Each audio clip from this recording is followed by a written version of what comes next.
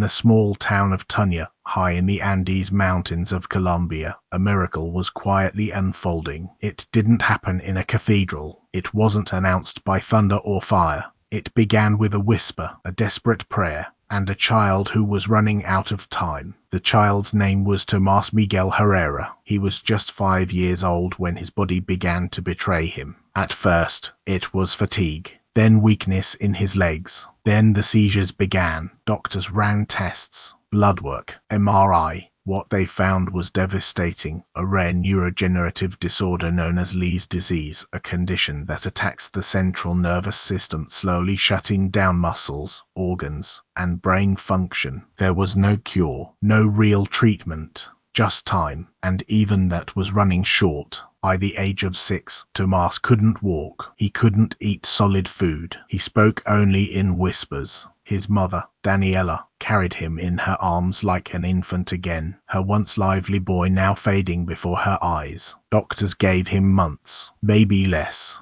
And in that tiny home, with peeling paint and a wooden cross above the kitchen table, the family did the only thing left they could do. They prayed, but one night, a family friend visited. Her name was Lourdes, a devout Catholic who had just returned from a pilgrimage to Assisi, Italy. She spoke of a young boy, Blessed Carlo Acutis, whose body was incorrupt, a teenager who had loved the Eucharist, and who was known to intercede for young people. She brought something wrapped in a cloth, a small relic of Carlo, a second-class relic, a piece of his clothing that had touched his body. Lourdes pressed it gently into Daniela's hands. "Take this," she said. "Place it near him. Pray. Ask Carlo to pray with you." Daniela didn't fully understand, but something in her stirred. That night, with Tomas trembling in her arms, she placed the relic beneath his pillow. She whispered a prayer, her voice shaking. "Carlo, if you are near, if you see us, help my son. Let him suffer no more." Then she sat beside him until dawn, counting each shallow breath. Who was this boy they prayed to?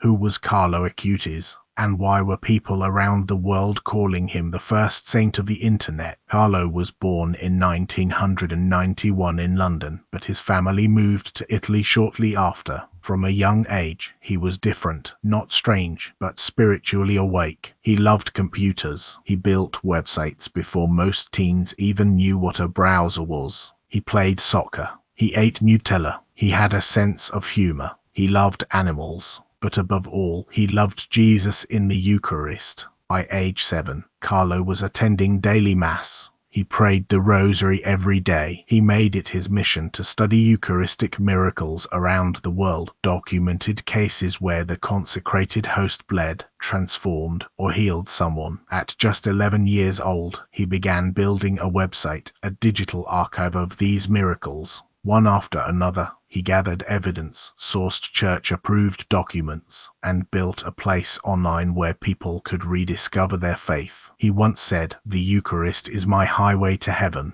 But that highway came sooner than anyone expected. At age 15, Carlo was diagnosed with leukemia. He suffered, yes, but he offered every ounce of pain for others, especially for the Pope and for the Church. He died in 2006. But death, as heaven knows, was not the end. His body was found incorrupt, unembalmed, unpreserved, and yet intact. He was declared blessed by the Catholic Church after a miraculous healing was attributed to his intercession. His relics began traveling, his story began spreading, and people, young and old, began to pray through him. Back in Tunya, Colombia, dawn arrived. Daniela barely slept. Her husband, Matteo, had taken a leave from work to be home. They'd long stopped hoping for improvement. At this point, they were just trying to give their son comfort. But that morning, something happened. Tomas opened his eyes, wide and clear. His voice wasn't weak. He looked curious. "Awake. Mama," he said. "Tengo hambre." "Mom, I'm hungry." Daniela blinked. He hadn't asked for food in days. Not like that. Certainly not with this kind of energy. Cautiously, she offered him water.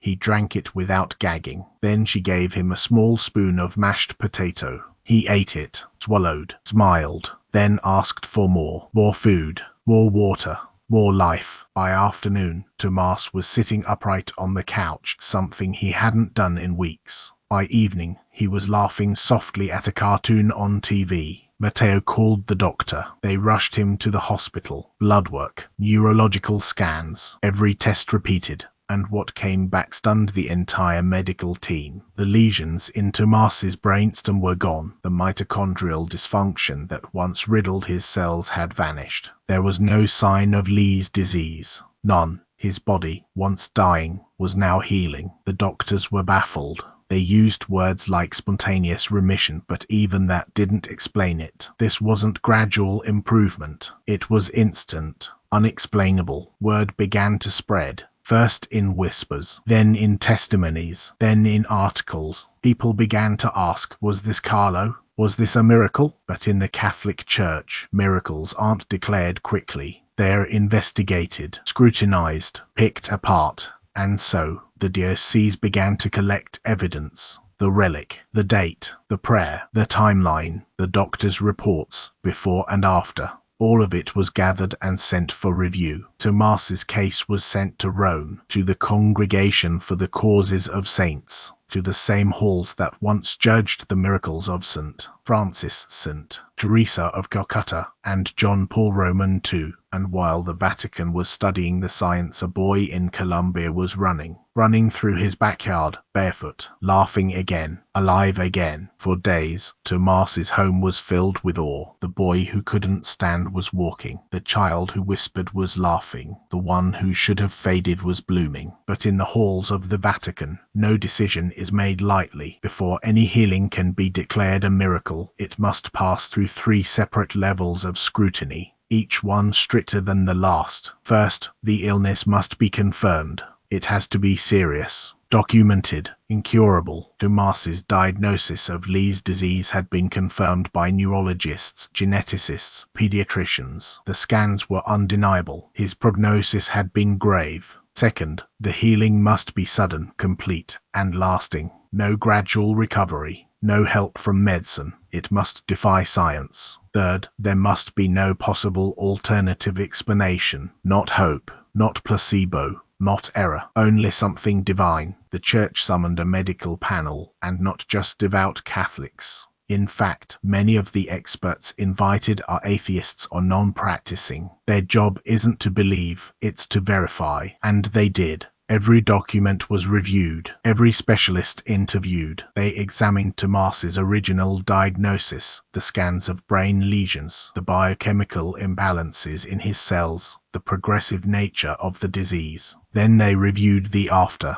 No lesions, no symptoms, no medication. They met, they debated, they examined the timeline. Tomas touched the relic on a Thursday night. By Friday morning, his condition began to reverse. Within 72 hours, he was symptom-free. There was no surgery, no trial drug, no clinical explanation. And so, unanimously, the doctors gave their answer. There is no scientific or medical reason for this healing. The case moved on, this time to the theologians. Their task was different. Not to examine the biology but the spiritual connection. Was this miracle tied to Carlo Acutis? They interviewed Tomas's parents. Did you pray to any other saint? Were there other relics involved? Did anyone else lay hands on your son? The answer was always the same. Only Carlo. Only the relic. The prayer was simple, a whisper through tears, but sincere. They even interviewed Tomas, now full of energy, with a mischievous grin on his face. Did you ask Carlo for anything? Yes, Tomas said.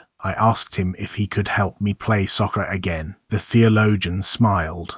They concluded the healing was not just miraculous, it bore the fingerprints of heaven. The final decision rested with one man, Pope Francis. And on a quiet day in May, the decree was signed. Tomas Miguel Herrera's healing was officially declared a miracle, not just a moment of grace, but a divine intervention, a sign from heaven through the hands of a teenage boy named Carlo. The miracle opened the doors for Carlo Acutis' beatification, the step before sainthood. On October 10th, 2020, over 3,000 people gathered in Assisi. Some had traveled for days, others watched online. Parents held their children tighter. Teenagers looked up for the first time and saw someone like them wearing sneakers, holding a rosary, a saint who loved coding, who battled leukemia, who proved holiness isn't about robes and halos, but love, lived faithfully. Tomas's family was invited to attend, but travel restrictions made it impossible. Still, their presence was felt. His mother, Daniela, wept watching the live stream. His father whispered, "Gracias, Carlo," as they knelt before their homemade altar. Today, Tomas is 9 years old. He plays soccer with his friends in the schoolyard. He eats empanadas with both hands. He prays before bed, just like Carlo did.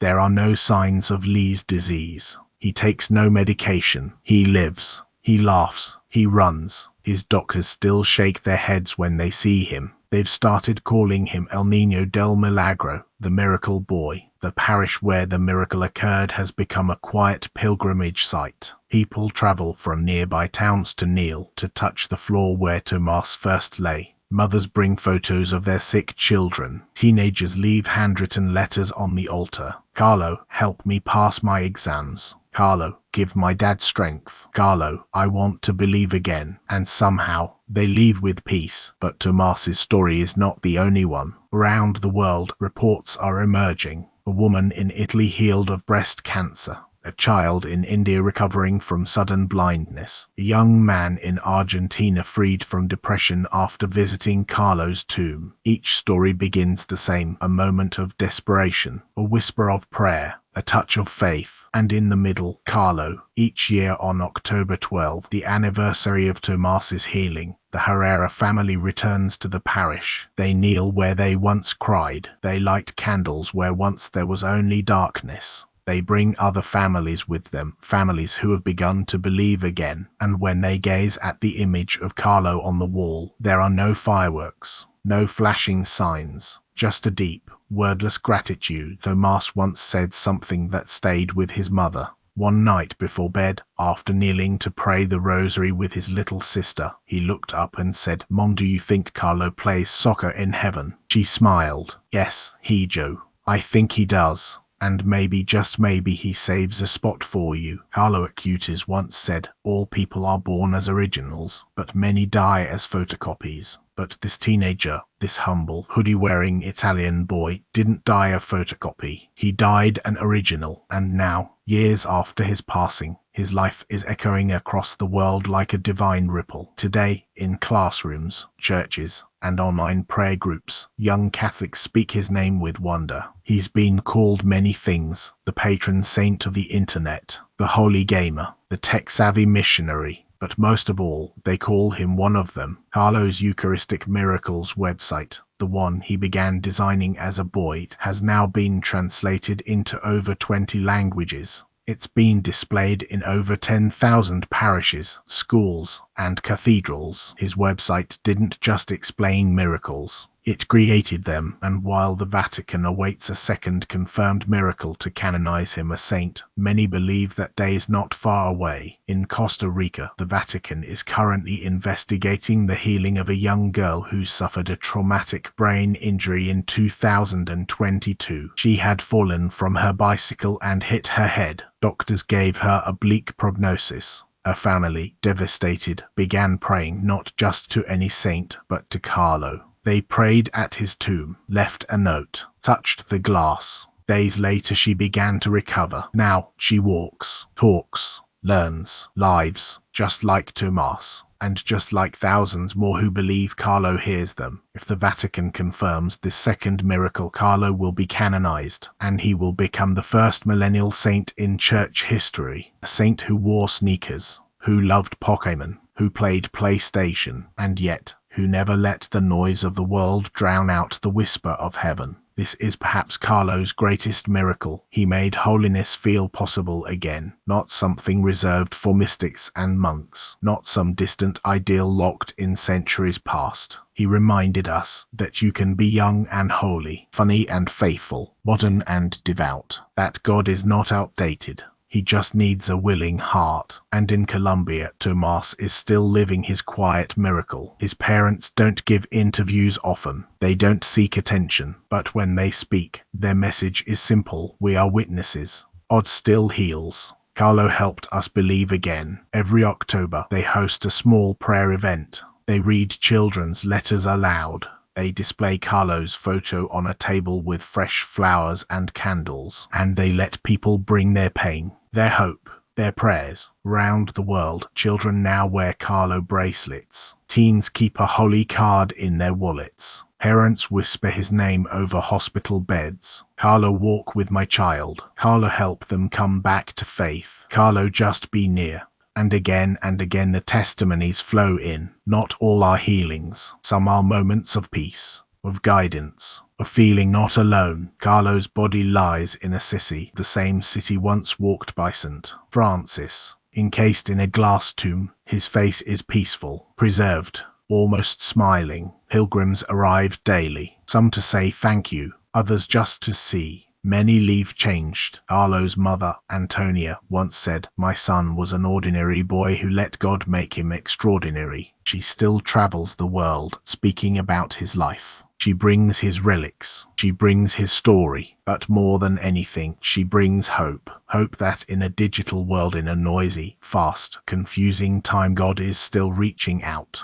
Through a screen, through a relic, through a teenager, and maybe the greatest reminder of all is this one small relic, one whispered prayer, one boy on the edge of life now thriving. That's what makes miracles so extraordinary. They begin in the quiet. Thomas doesn't think he's famous. He doesn't call himself the miracle boy. When asked about Carlo, he just says, "He helped me. I talk to him when I'm scared." He's not trying to become a saint, but maybe he already walks with one, and maybe that's all it takes. To believe again, to hope again, to whisper, "Carlo, walk with me," because heaven still hears, and sometimes heaven answers.